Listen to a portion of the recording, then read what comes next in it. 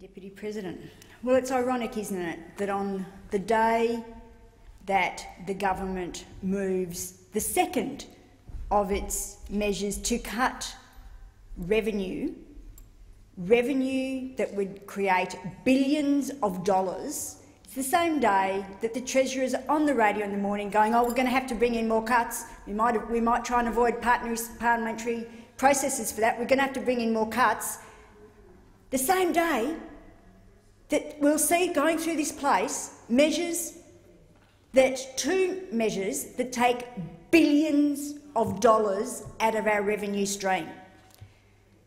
And one of the reasons the Treasurer is saying that they have to bring in more cuts is because this place is not going to support and has already sent back to the other place measures that they do not accept, because we are listening to the community and we know the community hate the cruel budget this government has brought down. Budgets that affect young people, students, single parents, Medicare, our health payments. They affect pensioners, disability support pensioners, Aboriginal and Torres Strait Islanders. You name it, this government has a go. And because the community is saying no, and because they're standing up and making their voice heard and being listened to, this government wants to then go behind the back of Parliament and bring in more cuts. On the very same day the Treasurer is talking about it, they are trying to repeal, or they want to repeal, another revenue-raising measure. And we've had coalition senators saying how this is a job-destroying tax, and Senator McDonald was in here saying it's a job-destroying, profit-destroying tax. Well, BHP made an increase in profit of 83% last year to $8.1 billion. BHP WA alone made a profit increase of 20%, paying, I must say, very little of the mining tax, but so much for the job-destroying, profit-destroying tax. We're talking about revenue from the resources that all Australians own. But of course the government's in there, as usual, protecting their big business mates at the big end of town. Yes, this tax could operate better, and I'll come to that in a minute. They're looking after their big end of town. The three biggest mining companies in WA made profits of over $17 billion. Paid no MRRT on that. They're continuing. That's not enough for them, though. That's not enough. They want to make more, and not pay their share. And the government wants to protect those people, while they condemn young people, students, single-parent families, pensioners, people with disabilities to living in poverty. Because that's what they're doing when they kick young people off income support, when they make them live on nothing for 6 months. But it's okay, we've looked after the big end of town, we've looked after the mining companies, cross off the billions of dollars of revenue we could make from our own resources. Yes, this tax does have some flaws, as Senator Milne pointed out. And Senator McDonald, if you're listening, no, we weren't there. You keep having a go at the Greens and saying you were there, you supported the government. Well, no, we weren't in the room, and let me tell you, if we had been, the mining tax wouldn't have been this bad. It would, in fact, have been fixed. It would actually be generating the billions of dollars that, if you'd actually listened and actually even had the original one, you would now be making money from to provide the revenue that we know that is needed to ensure that our community is a fair, just and compassionate community.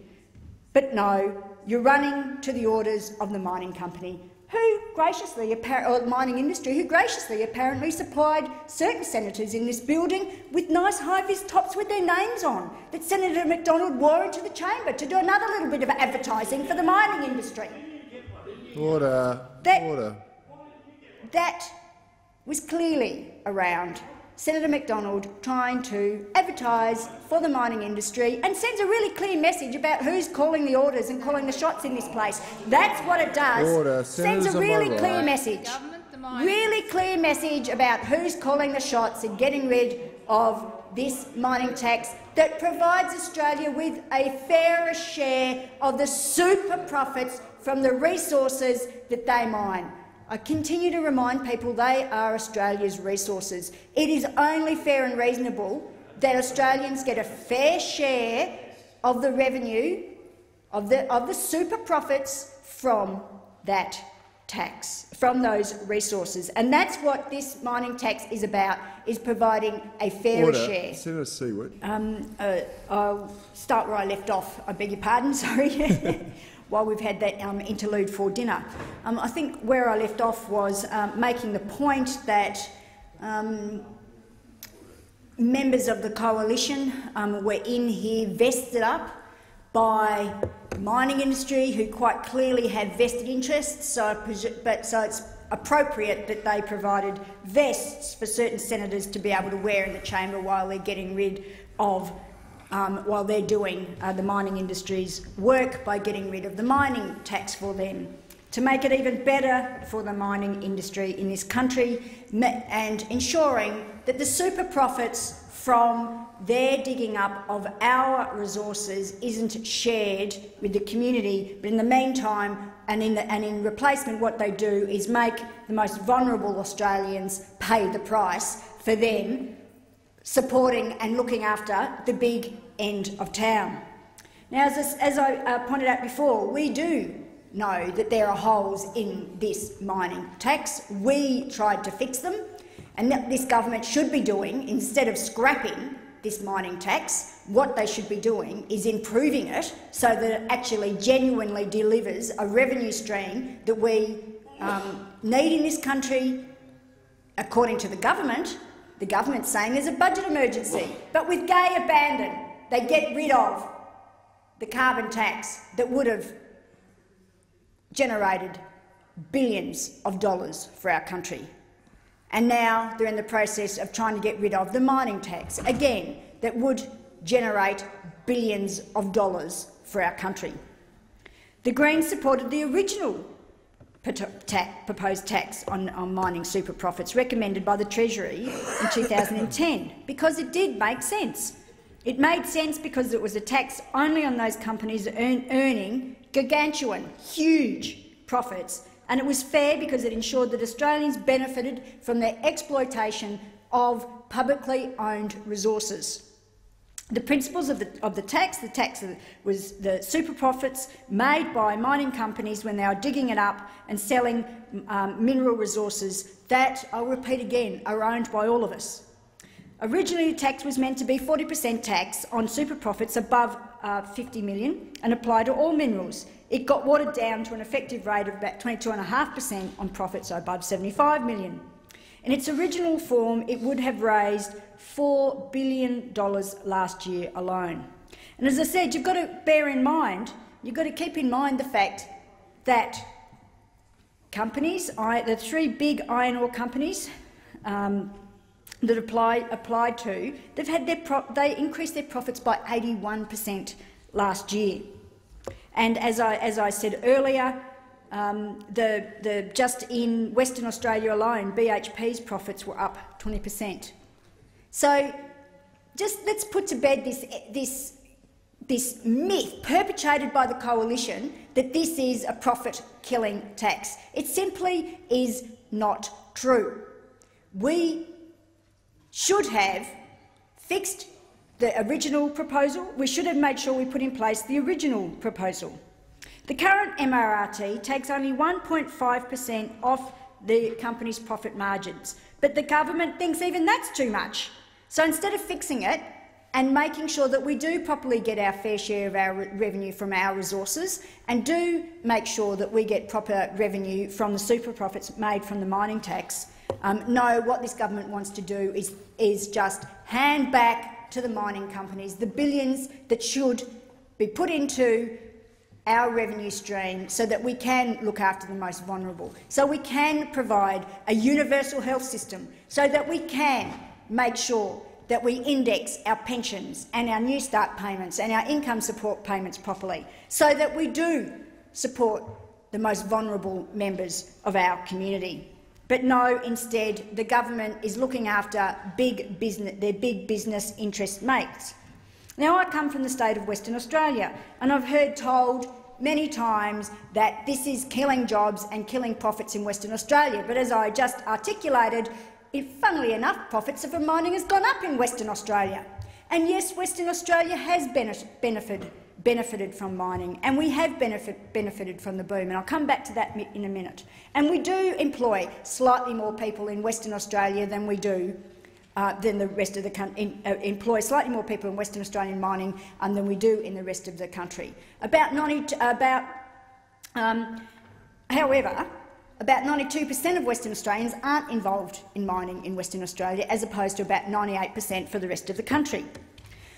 But in Western Australia, we've had a two-speed economy, and I've done some work on this. I had some work done in my office on this a little while back, and it clearly showed that if you're working in the mining industry, you're doing okay, you're getting high wages. But if you're working in hospitality or retail, for example, and in some of the in the public sector, you're not doing as well as those in the mining industry. But you're still expected to pay the high house prices that we have in Western Australia.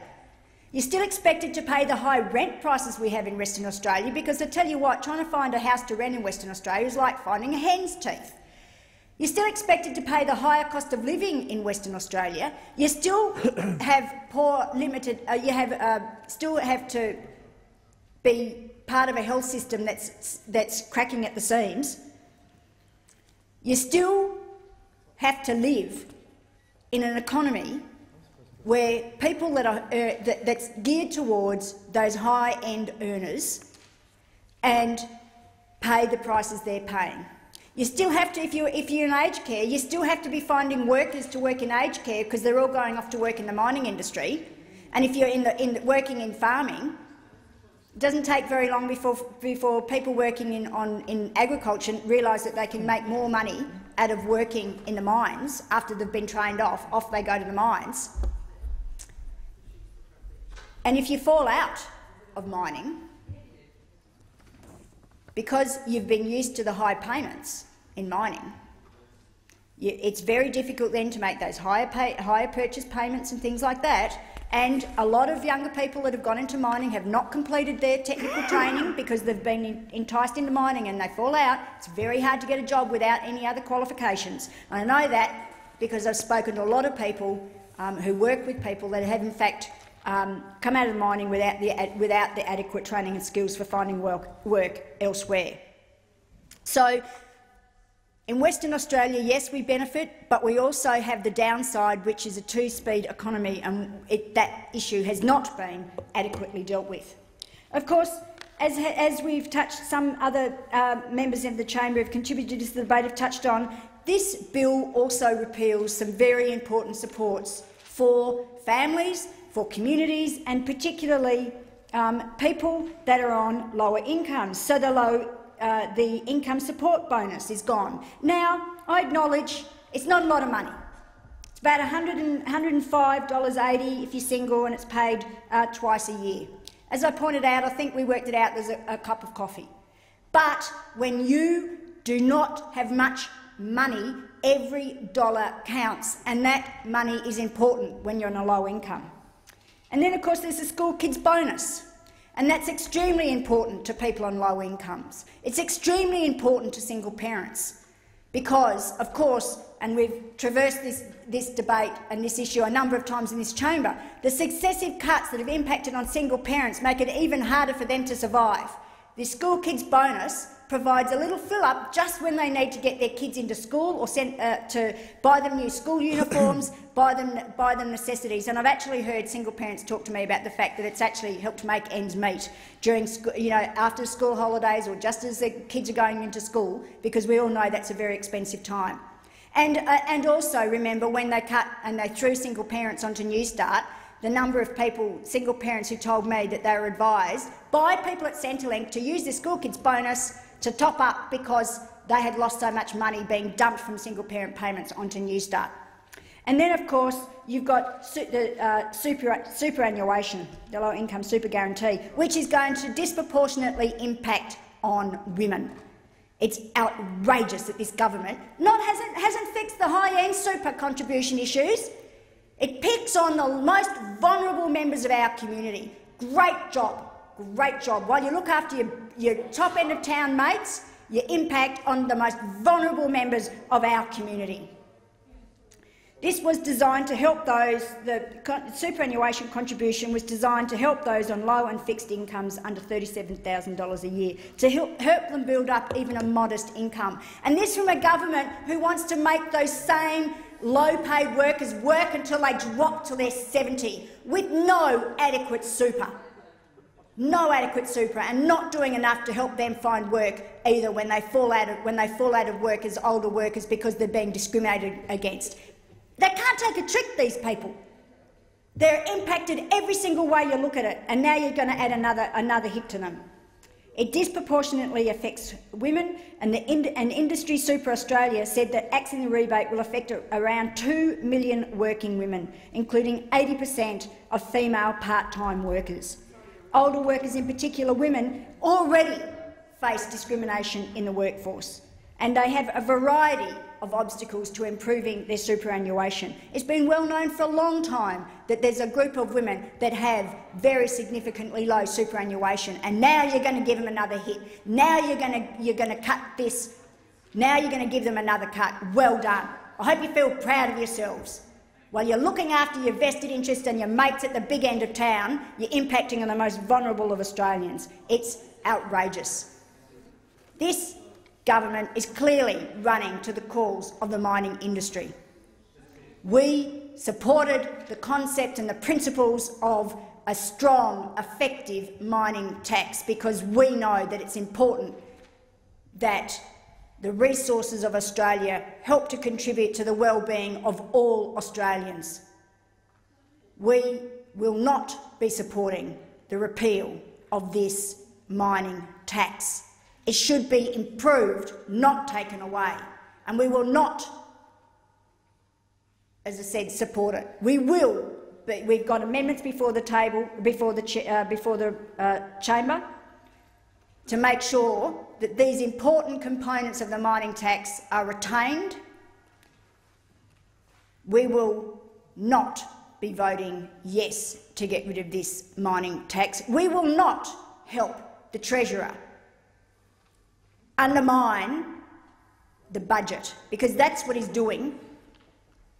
The ridiculousness of him going on radio this morning and saying, "Oh, I'm going to have to make more cuts because the Senate's torn holes in our budget," when he himself is supporting and puts forwards, let's get rid of two effective generators of revenue for this country, the carbon price and the mining tax. Billions and billions of dollars he and his government are cutting. Well, we won't be aiding and abetting that. We will not be supporting the repeal of the MRRT. Thank you, Senator Siewert.